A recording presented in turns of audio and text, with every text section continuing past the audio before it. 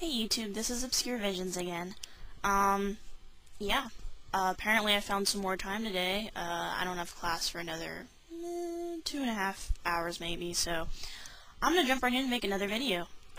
This video is gonna be, the next video in my Crystal Dictionary series, and it is going to be about Amethyst. The reason why I'm talking about Amethyst is because Amethyst happens to be February's birthstone, and February is also, month of Cody's birthday, so, yeah. Amethyst is probably one of my favorite stones. It's not my favorite stone, but it's definitely up there. It's the purple or lavender variation of quartz, and it comes in actually a couple different, varied color schemes. It's all within purple, but just different hues. Brazilian amethyst is usually a light to medium purple, like probably be about that. This is a really light purple. Uruguay amethyst is the deepest, richest purple you're gonna find. Like that. This I actually got at a discount because it was sitting in the gemstone case at the hippie shop for a very long time. But yeah, that's Uruguay amethyst. It's very dark. Also, there's chevron amethyst.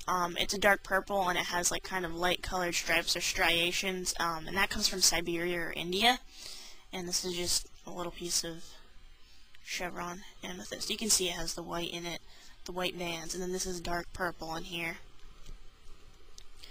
Amethyst was used by the ancient Greeks and Romans to keep from becoming intoxicated. The word amethyst itself actually comes from the Greek word amethusos, meaning without drunkenness. And basically the mythology behind the stone is that the ancient Greeks believed that a mortal angered Dionysus, the god of wine, by insulting him. So to get his revenge, he let his tigers loose to rip apart whoever came near him next because he was pissed off. So the next person to come by was a beautiful maiden named Amethyst, who was on her way to the temple to pray to Artemis. Artemis knew it was going to happen, and she took pity on the girl, so to keep her from being ripped apart, she turned her into a crystal statue to preserve her beauty. Dionysus felt so much remorse when he saw the statue of Amethyst that he cried tears of wine that turned the crystal purple. So that's basically the mythology that the Greeks ascribed to in regards to amethyst. Amethyst itself has been around for a while. It's been worn by popes, cardinals, and bishops of the Catholic Church because it's associated with spiritual wisdom. And it's one of the only stones that's recommended for men to wear to attract women. So, you want to attract a good girl? Here you go. It's also a very important stone for healers. It's often worn by healers to focus their healing energy and is associated with the crown chakra. Just in reference to Reiki healing, because that's what I use, when healing someone, it's very important to be in a calm, almost meditative state, and amethyst definitely helps to achieve that state. The reason why this is important is because being in a calm, meditative state ensures that the healing energy that you are using and sending to the individual is going to them. That you know for sure it's going to them, and it's not accidentally healing your own imbalances. That's why when you do Reiki, a lot of the times they'll tell you that as a practitioner you need to make sure that you're comfortable. You need to make sure you're in a comfortable position, you don't have little aches and pains, that you're calm, so that all of that energy is going into the individual that you're trying to help, and not going into yourself, because you will absorb it yourself if you're not comfortable.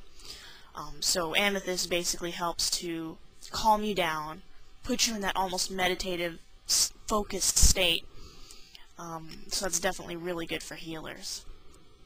Amethyst is a stone with a very calm, healing energy. If you're very high-strung, if you need to relieve stress, if you feel kind of emotionally unstable, it can really help wind you down, put your emotions into a more balanced state.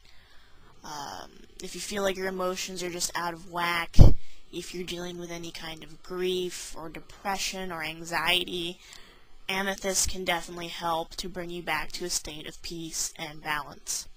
The thing to keep note here, though, is that any advice that I give to you in regards to stones helping with any kind of physical or mental ailments, yeah, this is not a substitute for medical advice. If you have depression, or if you have anxiety, or if you have any kind of serious disorder, you still need to go to a doctor.